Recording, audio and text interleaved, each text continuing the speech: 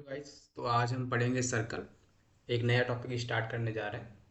Circle आज से हम सर्कल स्टार्ट करेंगे। तो थोड़ा बहुत समझते हैं पहले सर्कल होता क्या है, इसके बाद प्रॉपर डिफिनेशन उसकी लिखेंगे।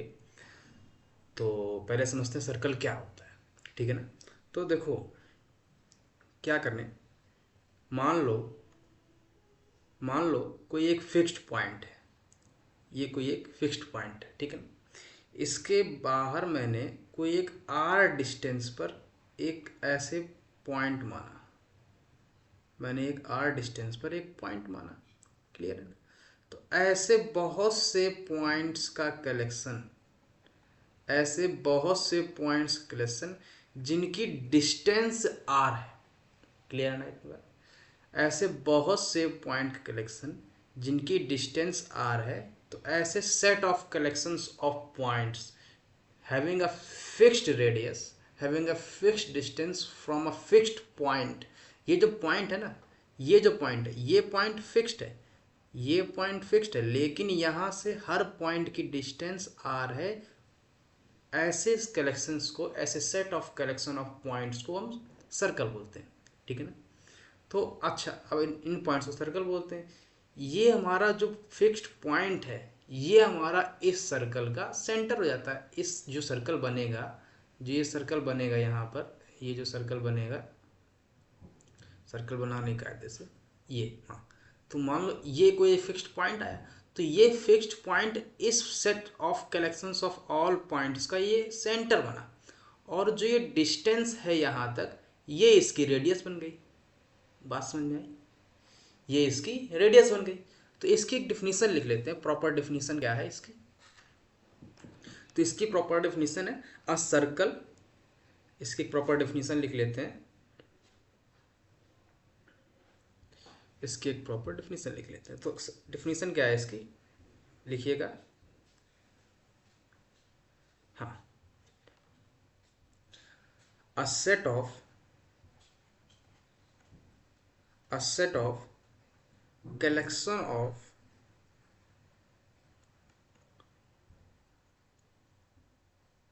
a set of collection of all the points on the 2D plane,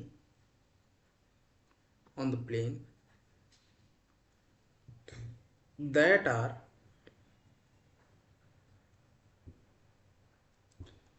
equidistant from a fixed point, from a fixed point. तो ये तो एक प्रॉपर डेफिनेशन। क्लियर। जैसे कि मैंने बहुत से पॉइंट्स लिए, बहुत से सेट ऑफ पॉइंट्स लिए, उनका एक मैंने पहले एक फिक्स्ड पॉइंट ले लिया। इसके बाद मैंने बहुत से set of collection of points लिए जिनकी डिस्टेंस इससे आर थी, सेम आर थी, मतलब सारे पॉइंट से डिस्टेंस सेम थी। तो ऐसे सभी set of collection of point जब मैं लेता हूँ तो वो एक सर्कल फॉर्म करते हैं। और ये जो फिक्स्ड पॉइंट है, ये उस सर्कल का सेंटर कहलाता है। और जो डिस्टेंस उस सेट के उस पॉइंट से होती है, वो उसकी रेडियस कहलाती है। ठीक है ना। तो इसी में फर्दर और मेंशन कर लो, the fixed point is called as the centre of that circle. तो इसमें लिख लो, the fixed point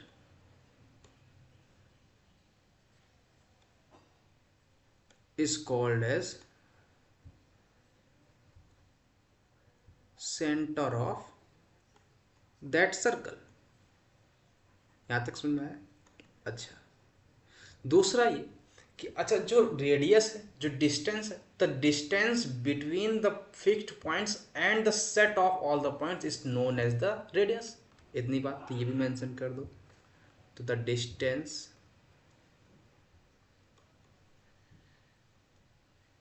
between the fixed point, between the fixed point and the set of all the points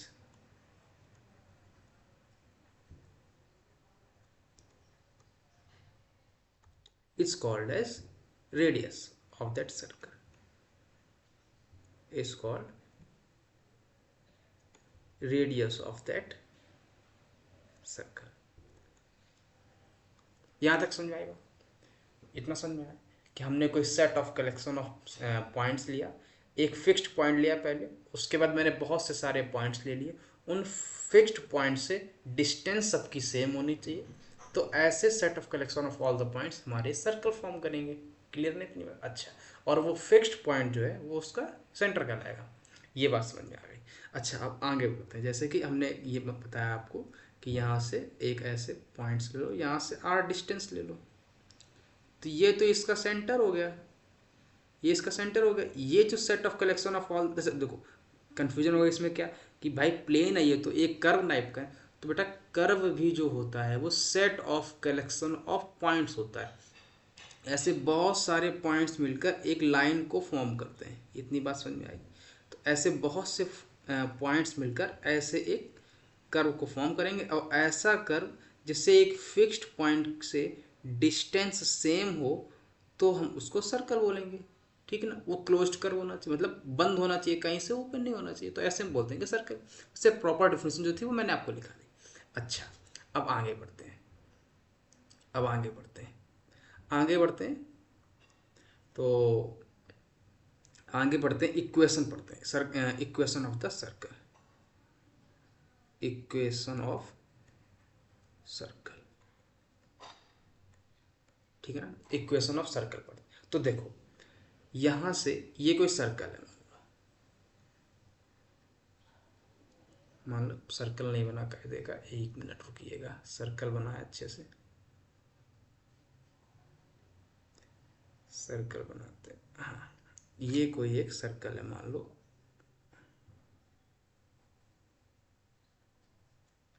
ठीक है ना? ये कोई मान लो सर्कल है और ये इसका सेंटर है। क्लियर इतनी बात? अगर ये इसका सेंटर है तो मान लो ये h कॉमा के इसके पॉइंट्स है, माना मैंने h कॉमा के इसके पॉइंट्स है, और उस कर्व पर मैंने माना कोई x कॉमा वाई एक पॉइंट है। क्लियर इतनी बात? तो मैंने आपसे कहा था कि इन दोनों ऐसा कर्व पर कोई भी पॉइंट ले लें, वहां से इस पॉइंट की डिस्टेंस हमेशा सेम रहने वाली है। ये बात समझ में आई आपको? तो अच्छा, अगर दो पॉइंट हैं उनके बीच की डिस्टेंस का फार्मूला क्या होता है? कोई लाइन है, अगर हमें उस लाइन के दो पॉइंट्स मालूम है तो उसके बीच की डिस्टेंस का फार्मूला क्या होता है? सिंपल है कि ये एक लाइन है, ये एक लाइन है, ये एक लाइन है। ये अगर एक लाइन है तो इसके दो पॉइंट्स हमको मालूम है x कॉमा वाई, दूसरा कॉमा मालूम है h कॉमा के, तो इनके बीच की डिस्टेंस क्या होगी? x माइनस एच का whole square plus y minus K का होल स्क्वायर अंडर रूट। भाई यही ना होता है? ये मान लो मैंने O पॉइंट माना, ये मैंने P पॉइंट माना। क्लियर है इतनी बात? तो OP डिस्टेंस हमारी क्या आ गई? यही ना आ गई? क्लियर है इतनी बात? और OP हमें गिवन क्या है? R गिवन है। OP हमें R गिवन है, तो हमें इक्वेशन क्या मालूम चल गई? x माइनस एच का whole square plus Y minus K का होल स्क्वायर इक्वल टू में R स्क्वायर। ये बात समझ में आई? यहाँ तक समझ में आया? क्लियर इतनी बात? तो x कॉमा वाई पॉइंट्स हैं जो सर्कल पर है, जो उस सेट ऑफ कर्व्स पर है, और h कॉमा के उसके पॉइंट्स की लोकेशन। भाई मान लो ये मैंने एक प्लेन लिया है, ठीक है ना? ये मैंने कोई एक प्लेन ले लिया, ये x प्लेन, ये y प्लेन, ठीक है ना? तो h कॉमा के पॉइंट्स है, इससे भी इसकी डिस्टेंस ये होगी। यहाँ तक समझ में आया बात? अच्छा, तो आगे बढ़े। तो ये हमारी सर्कल की इक्वेशन हो गई कि x माइनस एच का whole square plus Y minus A का whole equal to R square. फिर इसमें थोड़ा मैनिपुलेट करेंगे आगे चल के कि अगर मैं ओरिजिन को चेंज कर दूँ या उसके एक्सेस को चेंज कर दूँ तो क्या इफेक्ट आएगा, ये सब अभी हम इसकी जर्नल इक्वेशन जब पढ़ेंगे तब आएंगे। तो एक बार इसकी जर्नल इक्वेशन हम देख लेते हैं कैसी क्या होती है। तो जर्नल इक्वेशन कैसी होती है सर्कल की? तो एक बार हेडिंग डालो, जर्नल इक्वेशन ऑफ सर्कल। एक बार हेडिंग डालो। तो इसकी इक्वेशन क्या होती है? देखो ये सर्कल हमेशा 2 डिग्री का होता है, तो इसकी देखो अगर बाय द वे कोई कर्व है उसकी 2 डिग्री है, तो मतलब 2D प्लेन में है, तो उसकी डिग्री मैक्सिमम 2 ही होने वाली है। अगर वो 3 डिग्री में होता तो मैक्सिमम डिग्री उसकी 3 होने वाली थी। डिग्री का इन द सेंस उसकी पावर में कितना आने वाला है, मतलब एक्स क्यूब आएगा, एक्स क्यूब आएगा कि एक्स स्क्वायर आएगा, इस फॉर्म में मैं बता रहा हूँ। इतना बात समझ में आई? अच्छा, तो आगे बढ़ते हैं, आगे बढ़ते हैं। ठीक, तो second degree polynomial, second degree, second degree इसकी इक्वेशन क्या होती है? कोई जर्नल इक्वेशन होती है सर्कल की, कैसी होती है? अगर मैं मान लूँ A X square plus B Y square plus 2hxy plus 2gx plus 2fy equal to plus C equal to minus C. Clear है?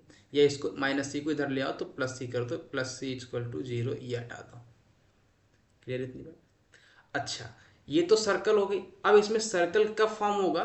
सर्कल के इक्वेशन कब, ये सर्कल की इक्वेशन कब कहलाएगी? केस फर्स्ट, दो केस पॉसिबल होने चाहिए। क्या क्या? ए बराबर बी होना चाहिए, मतलब एक्स स्क्वायर और वाई स्क्वायर के कोफिशिएंट सेम होने चाहिए। दूसरा केस क्या है?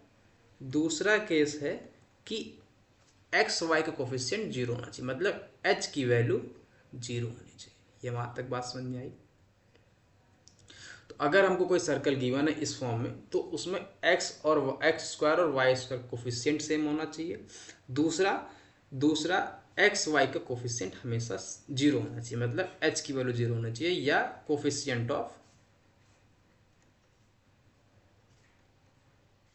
X Y equal to 0। तो हम उसको बोलेंगे वो सर्कल की इक्वेशन है। जैसे कि मान लो एक एग्जांपल ले लेते हैं, तो हम एग्जांपल ले लेते हैं। मान लो कोई ले लिया मैंने 2x square plus 3y square plus 4x plus 6y equal to में 8। तो क्या ये सर्कल की इक्वेशन है? नहीं है। क्यों? क्योंकि इसमें एक्स स्क्वायर और वाई स्क्वायर कोफिशिएंट 0 सेम नहीं है, 0 नहीं, सेम नहीं है, सेम होना चाहिए। इतनी बात समझ में आई? अच्छा, अगर मैं एक इक्वेशन और ले लूँ, कैसी? कि मैं ले लूँ 2x square plus 2y square plus 6xy plus में 4x प्लस में 6y इक्वल टू में 8। तो ये क्या सर्कल की इक्वेशन है? नहीं है। क्यों? क्योंकि इसमें एक्स वाई का कोफिशिएंट 0 नहीं है, मतलब इसमें कोफिशिएंट ऑफ एक्स वाई 0 नहीं है। इसके लिए हम इसको बोल देंगे कि सर्कल की इक्वेशन नहीं है। तो ये सर्कल की इक्वेशन है। इसमें क्या था? इसमें कोफिशिएंट ऑफ एक्स स्क्वायर और वाई स्क्वायर सेम नहीं था, सेम नहीं था, इसीलिए मैंने बोला कि सर्कल की इक्वेशन नहीं है। इतनी बात समझ में आई? यहाँ तक समझ में आ रहा है? अच्छा, इतनी बात अगर समझ में आ रही हो यहाँ तक तो बताओ, तो आगे बढ़े। अच्छा, ठीक। अच्छा, तो एक जनरल फॉर्म क्या हो गई इक्वेशंस की? सर्कल के इक्वेशन की जनरल फॉर्म क्या हो गई? तो एक बार जनरल फॉर्म लिख लो। जनरल फॉर्म हो गई X square plus Y square plus 2gx plus 2fy plus c equal to 0। ये हमारी जनरल फॉर्म हो गई किसी भी इक्वेशंस की। क्लियर है इतना? अच्छा, अच्छा, तो अब एक बार इसमें देख लेते हैं।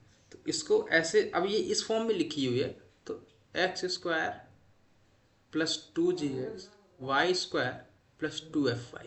तो इसको मैं ऐसे लिख सकता हूँ ना, X square plus 2gx plus plus Y square plus 2fy plus plus C equal to 0। 0 नहीं। अब इसमें मैं क्या ऐड करूं, क्या सब्ट्रैक्ट करूं कि हमारा होल स्क्वायर बन जाए? क्या ऐड करूं और क्या सब्ट्रैक्ट करूं कि हमारा होल स्क्वायर बन जाए? तो मैं इसमें जी स्क्वायर को ऐड कर दूं और जी स्क्वायर को सब्ट्रैक्ट कर दूं। सिमिलरली इसमें एफ स्क्वायर को ऐड कर दूं, एफ स्क्वायर को सब्ट्रैक्ट कर दूं। क्लियर है इतनी बात? तो ये हमारा बन गया एक्स प्लस जी का whole square plus Y plus F का होल स्क्वायर, ठीक है ना, इतना समझ आया। प्लस में सी, अब बचा क्या term, G square minus F square equal to 0, ये आया ना, यही बचा। अब देखते हैं, एक्स प्लस जी का whole square plus Y plus F का होल स्क्वायर इक्वल टू में G square plus F square minus C आया। अच्छा, मैंने आपको क्या बताया था जब सर्कल में इक्वेशन बताई थी कि ये जो पॉइंट है यहाँ पर मान लो जी कॉमा एफ पॉइंट माना था मैंने और रेडियस आर मानी थी मैंने, तो उसकी इक्वेशन किस फॉर्म में आई थी, एक्स माइनस जी का whole square plus Y minus F का होल स्क्वायर इक्वल टू में आर स्क्वायर। अगर मैं कंपेयर करूं इसका और इससे, अगर मैं इन दोनों को कंपेयर करूं, इन दोनों को मैं कंपेयर करूं तो क्या आएगा इक्वेशन, तो क्या आएगा इक्वेशन कंपेयर करूं तो इसमें जो ये पॉइंट है ना, ये जो एक्स एक्सिस का एक्स पॉइंट है उसका, तो वो क्या आएगा, minus G comma minus F उसका सेंटर आएगा। भाई यही ना आएगा, इसको भूल जाओ, इसको भूल जाओ अभी थोड़ी देर के लिए, इसको भूल जाओ। भाई अगर मैं ऐसा एक सर्कल बनाऊं जिसकी इक्वेशन ये लिखी है, तो अगर मैं कंपेयर करूंगा तो उसका जो फिक्स्ड पॉइंट जो होगा, जो उसका सेंटर होगा, वो यहाँ से कंपेयर करूंगा तो भाई यहाँ पर एक्स माइनस, ऐसा मैं इसको अगर ऐसे लिख लूँ, एक्स माइनस माइनस जी का होल स्क्वायर, आप समझ में आया, वाई माइनस माइनस एफ का होल स्क्वायर इक्वल टू में G square plus F square minus C, इतना समझ में आया। तो सेंटेंस का क्या है, माइनस जी का माइनस एफ, और रेडियस क्या आ गई इसकी, रेडियस आ गई root over G square plus F square minus C. भाई तो ऐसे हमको क्या मालूम चला, अगर कोई इक्वेशन हमको गिवन है X square plus Y square plus 2gxy 2gx plus 2fy plus C equal to 0, तो हमारे पास इसका सेंटर क्या आएगा, माइनस जी कमा माइनस एफ, माइनस जी कमा माइनस एफ, इसकी रेडियस क्या आएगी, root over G square plus F square minus C. यहाँ तक समझ आया, अच्छा यहाँ तक समझ में आया, यहाँ तक समझ में आया तो आगे बढ़े। अच्छा इसके बाद देखते हैं, तो हमारे पास रेडियस और सेंटर मालूम चल गया, ये हमारे पास सेंटर हो गया, ये हमारे पास रेडियस हो गई। जनरली सेंटर क्या होता है, सेंटर हमारे पास होता है जो जी की वैल्यू होती है, जी की वैल्यू क्या आएगी, जी की वैल्यू आएगी half of coefficient of X, और एच एफ की वैल्यू क्या आएगी, half of coefficient of Y. यहां तक समझ में आया, यहां तक समझ में आया, आगे बढ़े। अच्छा इतना अगर समझ में आया तो आगे बढ़े, एग्जाम्पल ले लेते हैं, कोई एग्जाम्पल ले लेते हैं। मान लो हमको एग्जाम्पल गिवन है 2x square plus 2y square plus 4x plus 6y plus plus 8 equal to 0, मान लो ये गिवन है, क्लियर, हमको ये क्वेश्चन गिवन है, हमसे पूछा भाई साहब इसका सर्कल बताओ या इसका रेडियस बताओ और इसका सेंटर बताओ, हमसे ये पूछ दिया भाई साहब, अब हम क्या करें, तो कुछ नहीं करना है, सबसे पहले करना क्या है कि एक्स स्क्वायर और वाई स्क्वायर के कोफिशिएंट को 1 बनाना है। तो मैं क्या करूँ, 1 बनाने के लिए क्या करना पड़ेगा हमको, 2 से डिवाइड कर दे पूरी इक्वेशंस को, तो क्या बन जाएगा, X square plus Y square plus 2x plus 3y plus 4 equal to 0, ठीक है ना। तो मैंने आपसे क्या बोला, सेंटर क्या होता है, सेंटर होता है minus G comma minus F, और रेडियस क्या होता है, G square plus F square minus C, radius होता है, ठीक है ना। अच्छा अगर ये रेडियस होता है, अब ये बताओ जी की वैल्यू क्या आएगी, जी की वैल्यू मैंने बताया भी कि half of coefficient of x, तो कोफिशिएंट ऑफ एक्स कितना है, 2 मतलब 1, एच की वैल्यू कितनी है, एफ की वैल्यू कितनी आएगी, half of coefficient of Y. तो क्या आ जाएगा, हाफ ऑफ 3 मतलब 3/2। तो इसका सेंटर क्या आ गया, इसका सेंटर आ गया -1, -3/2। ये समझ में आया, ये समझ में आया। अच्छा, अब रेडियस निकालना है, तो रेडियस की क्या आएगी वैल्यू, आर होगा G² plus F² minus C। तो यहाँ पर रख दो वैल्यू, बहुत सरल हो गया है। तो समझ में आ रहा है ना, ये बताओ यहाँ तक समझ में आया। तो G² की वैल्यू क्या है, G² की वैल्यू 1 प्लस 9/4 माइनस C। तो C की वैल्यू क्या है, यहाँ पर C की वैल्यू 8 है, यहाँ से कंपेयर करने पर। तो C की वैल्यू भाई कोफिशिएंट का जो टर्म होता है यही ना C की वैल्यू होती है, और यहाँ प्लस के साथ है तो यहाँ प्लस आ जाएगा, ठीक है ना। तो C की वैल्यू क्या आ गई, 8 आ गई, तो -8, ठीक है ना। प्लस प्लस की वैल्यू ना, हाँ प्लस के साथ है तो प्लस के साथ 8 आ जाएगा, बस खत्म। तुम्हारे पास ये आ गया आंसर, 9/4 प्लस 8। तो इसको सॉल्व कर दो,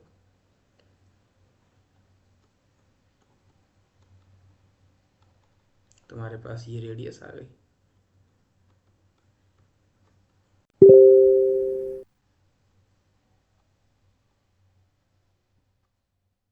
ये हमारे पास रेडियस, तुम्हारे पास रेडियस मालूम चल गई हमको, और हमें सेंटर मालूम चल गया -1, -3/2। यहाँ तक समझ में आया। अच्छा यहाँ तक समझ में आया तो बताओ, क्लियर। अच्छा अब आगे बढ़ते हैं थोड़ा,